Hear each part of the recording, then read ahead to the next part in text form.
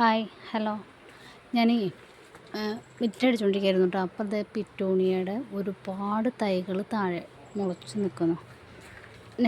Star petunia ഒരു 250 രൂപ കൊടുത്ത് വാങ്ങിച്ചിരുന്നു കഴിഞ്ഞ വർഷം.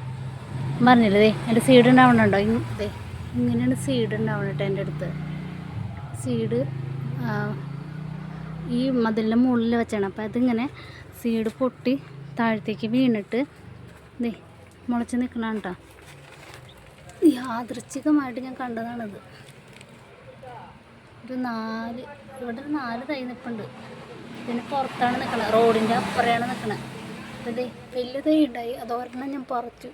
പിറ്റൂണി ആയതുകൊണ്ട് ഒരെണ്ണം പറിച്ച് കടകളാണ്ട് പറിച്ച് കവറുമ്മ ആക്കി കുഴിച്ചിട്ടിട്ടുണ്ട്. ബാക്കിയുള്ളത് ഞാൻ പറിക്കും കേട്ടോ.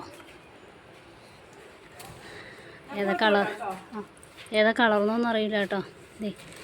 ഇനി 1 2 3 ഇത് 1 2 4 ഉണ്ടായി. ഇതിൻ്റെ ഉള്ളിൽ നിന്ന് മുളച്ചുണ്ടായി 4 തൈ ഉണ്ട്.